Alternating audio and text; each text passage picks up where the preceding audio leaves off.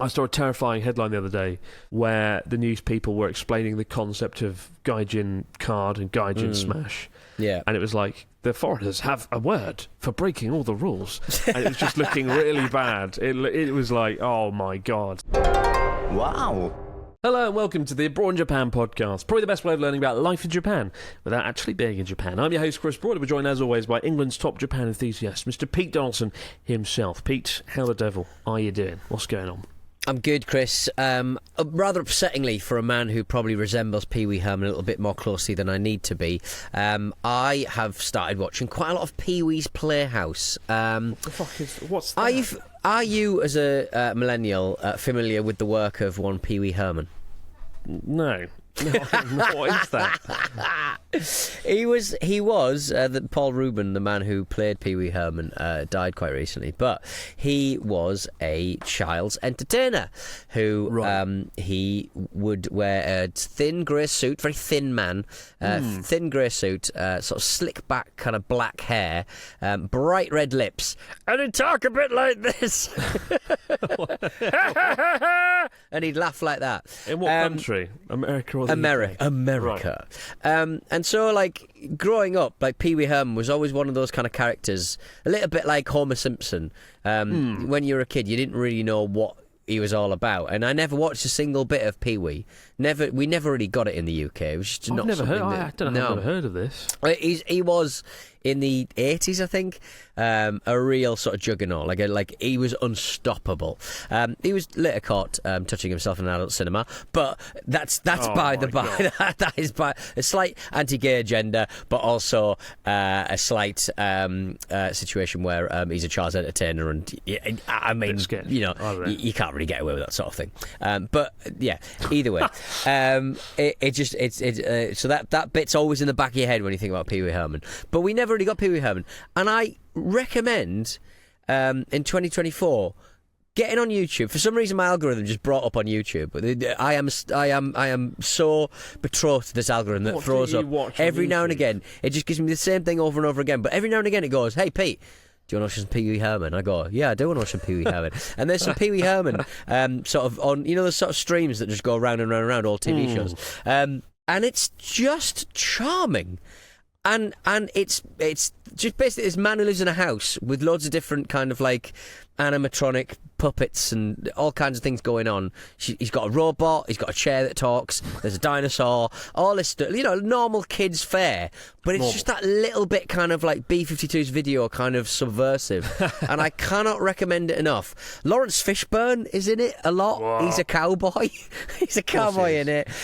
He does Christmas specials where all of like the stars of the day are on, and it's camp and it's silly. And if in 2024, if anybody's kind of like unfamiliar with Pee Wee Herman's work, and I imagine the people who are watching this or listening to this stateside probably are very familiar with Pee Wee Herman, probably think it's, you know, very old school. We didn't get Pee Wee Herman, and I'm just getting Pee Wee Herman, and I'm very interested in Pee Wee Herman, which is good stuff. So I can't. That's what I've been doing this week. I've been watching a lot of Pee Wee Herman. Well, I was thinking of watching the legendary 80s show Miami Vice. Right. For the first time, but now I may just watch Pee Wee Herman. Pee Wee Herman, you love the 80s. You need a bit of type that kookiness. into my YouTube. I don't want my YouTube's already rubbish. It's like I don't know what YouTube's doing recently. It's like we want to give small channels a shot, and it's like cool, all down for that. Let the new creators come, but it's just like a person who's just turned up at Haneda Airport. It's always Japan vlogs with about 8 views, and it's like, hello, it's Terry from Chelmsford here. I'm going around Japan, innit? It's going to be a lot of fun. Let's go, lads. And it's like, I don't want to watch this. No, show me more things. Show me Pee Wee Herman. There's a Cockney street magician, I think, who I find very objectionable, and he has spent a couple of weeks in Japan, and he's just going up to those stupid vending machines where you put 1,000 yen in, and you basically get a lucky ticket coming out. Ooh. And you can win I don't know, it's like a Nintendo DS or something. Sounds great. As old school as that. It does sound great, amazing. But you never win anything. But he's just like, show me another go, and he's just feeding 1,000 yen notes into this unlovable piece of crap. It's really good stuff. I still can't believe I've never heard of this Pee Wee Herman Pee Wee Herman. It's like really weird because I looked up on Wikipedia while we were talking. It's like the lengthiest post of how he was like the king of the 80s, and it's like, wow, I never heard of this guy. Surprise. I just like that. I just like that he's just. I just don't know why I've not sort of bounced off him before. It's very retro. It's very cool. How do we top Pee Wee Herman? We don't. Barry in Japan doing a vlog with 10 views. I mean. Hi guys, I'm in Tokyo. I'm going to go to Harajuku and have some candy floss. And actually, to be fair, that's what you did in a recent video. Don't deconstruct my videos. They're masterpieces. I didn't mean to. They're artistic masterpieces. Going to Harajuku and eating some sugar on a stick. We got a story this week from Andy. He says, "LA Chris and P. After several years of COVID delays, my partner and I took a month-long trip to Japan. We had an amazing time, also getting engaged along the way. Hey, well done. Good job, Andy. Good stuff. It was our general experience.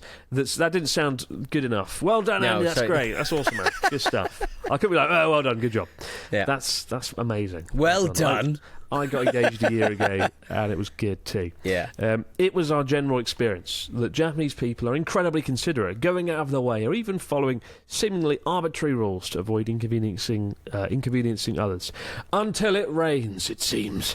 One day it was torrentially raining, so we dived into a convenience to escape and buy some snacks. Not wanting to take my dripping umbrella into the store, I left it in the brolly rack outside, out the front. Only a few minutes later, we went to retrieve it. It was gone, and we got absolutely soaked on the walk back to our hotel. Should have bought another one, Andy. Yeah. Umbrella. This is always like a trivia question that comes up, like, what's the most stolen thing in Japan? Most people say bikes, right? And bike theft is a thing, unfortunately, here.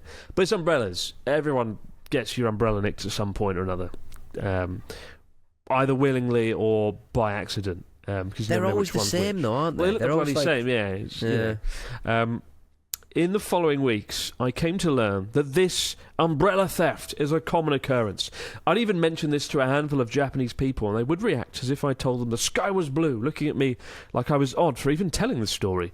I'm really curious about this apparent contradiction, a culture so focused on not inconveniencing others, yet normalising putting someone in a position where either they have to brave the rain, wait for it to pass, or purchase another umbrella. Is this a big umbrella conspiracy? I'm curious what you guys think. Big fan of the podcast. Keep up the good work. Andy from the UK. Umbrella thief. Give me my casa back, goddamn. Mi casa su casa. Yeah. My umbrella is your umbrella. My umbrella is your umbrella.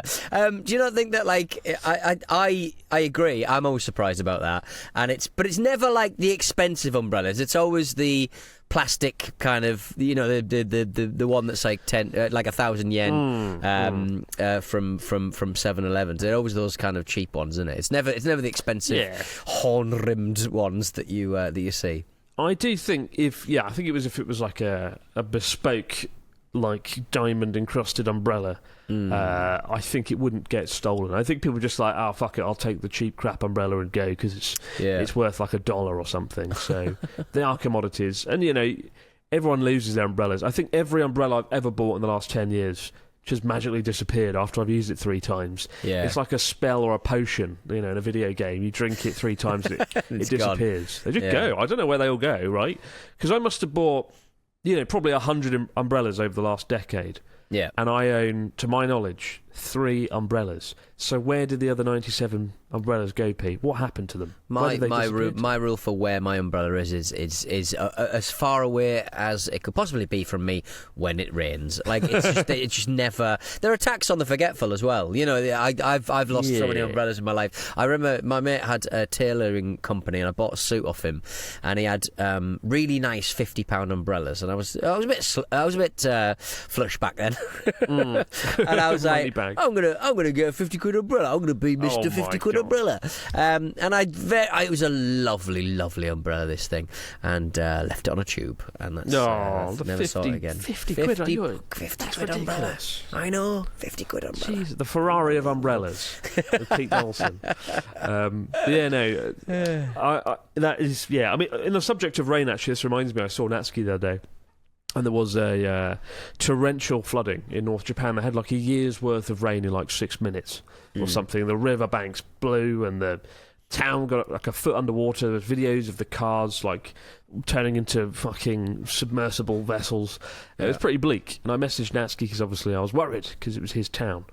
And I was like, Natsuki, are you okay? What's happening? He's like, Daijobu, I'm on a hill. And he was just really smug. He was like, I'm very smart. I'm on a hill. And it's just like... The rest of my town are dead. The rest of the but town... I am on a hill. I mean, it's just... Natsuki's hair salon's just an island now. It's just its own island in North Japan. Like a bald spot. He was so smug about it. I was just, where's the compassion? Only fire can destroy me. Just see him sitting on the roof of his salon, sipping some whiskey and smoking while the rest of his townsfolk sail past. Get away from my shop. Ridiculous. My God. Well, speaking of a flood, there's been a flood of foreign people coming to Japan. A torrential flood of foreigners. Japan's foreign population reaches historic milestone following largest ever single-year surge. It seems, there's lots of people coming to Japan. But this is as people live here, right, rather than tourists. Fill us in, Pete. Tell us what's going on in Japan. Well, it's all going off like a frog in a population shock. The Ministry of Internal Affairs in Japan have released the results of its annual survey of the country's resident demographics, and it contains some historic figures regarding the foreign population in Japan. As of January 1st, researchers found that Japan's foreigner population grew by 11% compared to the previous year, with nearly 330,000 new foreign residents, bringing the tally to just over, Chris, steal yourself, 3.3 million. I mean, by Japanese standards, it is the largest single-year surge ever. It also marks the first time in history that over 3 million foreigners are living in Japan. Tokyo had the largest foreign population bump with over 65,000 new non-Japanese residents, followed by Osaka and Aichi prefectures. The number of foreigners living in each and every one of Japan's 47 prefectures increased, the second year in a row for the phenomenon to occur. The Japanese national population continued to drop, as it has for the last 15 consecutive years. So the Japanese nationals are going down, foreigner populations going up, but I think the foreigner populations will have to go somewhere to approach where the Japanese populations are, because it is a very, very unique country for that demographic to exist in 2024, isn't it? 2.6 of Japan's residents are non-Japanese. Mad. That's tiny. Absolutely mad. Yeah, that's wild. And there's a lot of shifts happening in the working population, right? 59% of the Japanese national population is working age population. I mean, I've noticed for sure in Tokyo, actually, most convenience stores now in Tokyo are staffed by non-Japanese people, right? Typically from Southeast Asia. And I feel really bad because I don't think they get trained very well. I don't know what happens, but there's always mistakes. Lots of things going wrong, and I feel like they need to be trained better. Something's gone wrong somewhere. I mean, like every time I order something or do something, it just all goes to shit. You're supposed to like pay your bills down the convenience stores, right? And I went to like 7-Eleven with my electricity bill that I've paid every month for the last 12 years, and the new employee there was just looked at it and was like, No, you can't pay for this. I'm like, what? Yes, you can. And they were like, no payment. And I was like, what are you on about? Just let me pay my electricity bill, or I'm going to be in darkness. I'm going to be rolling around the dark again with my umbrellas. And it's just like... But things like that keep happening and going wrong. Like, it's like, come on, train the non-Japanese people how to run the stores properly. It's on on the managers of the stores to train people up. But both impressive for the numbers of people coming in, and also impressive at just what a tiny proportion of people it represents, right? You know, it's gone up from like 2% to 2.6%. Yeah, and I imagine they'll have the black racist vans going around with their megaphones going, "Get out, foreigners, get out!" all around Tokyo, "Get out!" I haven't seen one of those in a while. Actually, it's been a while. Really?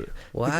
I missed the good old petrol days with the yen. Can't afford the petrol to tell the foreigners to get out. I miss the good old days. You'd see the racist truck. The old Nigel Farages of Japan. Well, I remember coming out the Ueno station after like a 2-hour bullet train once. They came out of Ueno station. Yeah. There was just a truck there and just lots of loud 1960s nationalistic sort of music, and some very angry people just gathered around the truck shouting at the sort of general populace. And I think I couldn't read it at first. I remember, got out my phone, I translated it. It was just like, fuck off if you're foreign or something. I was like, oh, great. Yeah. And it's sort of really awkward to walk past one of these trucks and be like, how am I supposed to act here? Am I supposed to be like, hello? I just, My mate used to wave at them. Hello. Well, I haven't seen that in 8 years. I remember it was years ago since it last happened. So I won't worry about that. It's not really an issue. But it was quite jarring. Yeah, just how do you act in that environment as you're walking to McDonald's after a 2-hour bullet train ride past the discriminatory truck? Top 5 countries with the highest number of foreign-born residents according to the UN. Why is this a fact? Why is this fact down on our sheet? Is that interesting? I guess for some kind of context, the USA is the highest at 50 million. Germany, 15 million. I guess because Germany's right in the centre of everything, isn't it, really? The centre of everything. The centre of everything, and the US just has a lot of space. And the UK, 9.5 million, right down there. 9.5, so there you go. I mean, I'm not going to get into percentages, but obviously a lot higher than 2.6%. Exactly.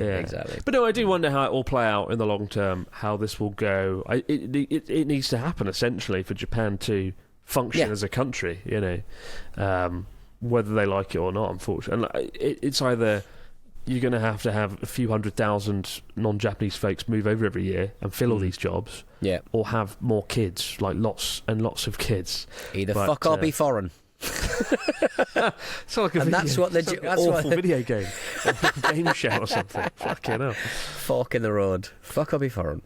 But on the I talked about last week how I'm doing this video where I talked about how Japan's changed a bit over the last 10 years. And Natsuki was just you brought in Natsuki and we talked a bit, and he sort of said certainly where he is, the population's going down. The number of his customers are going down. He's been trying to find staff. He can't. It's really hard to find staff in Japan for anything at the moment, just because, there's not enough people to fill the bloody jobs, right? It's a weird problem, A lot of countries have unemployment issues, particularly in Southern Europe. Lots of countries there have serious unemployment. Here it's completely the opposite. There's just not enough people to fill the jobs. It's creating this death cycle. Yeah, so certainly in rural Japan, it's either get more non-Japanese folks in or just witness the death of the countryside, essentially a slow death. And it's going to be a very impactful 20-30 years for Japan, and I don't know how it'll play out. We shall see. Agreed.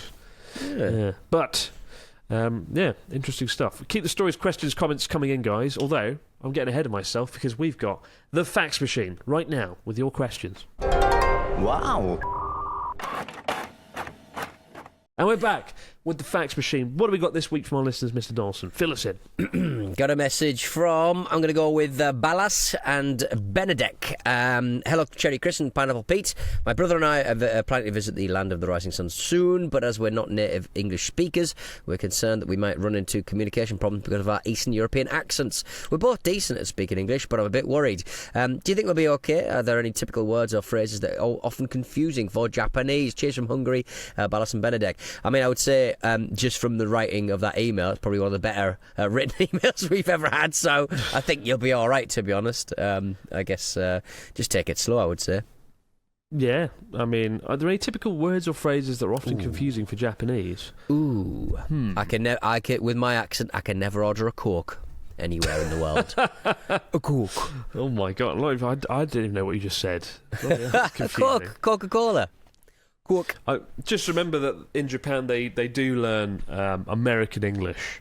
So if you say rubbish bin, they'll be like, oh. You have to be like trash and trunk instead of boot and all the other American words. Yeah. You have to bear that in mind. I do remember, early on as a teacher, I realised I had to use a lot more American words than I normally would to understand and to convey myself, because that's what the textbooks were, right? Yes, they're all Japanese, American English spelling.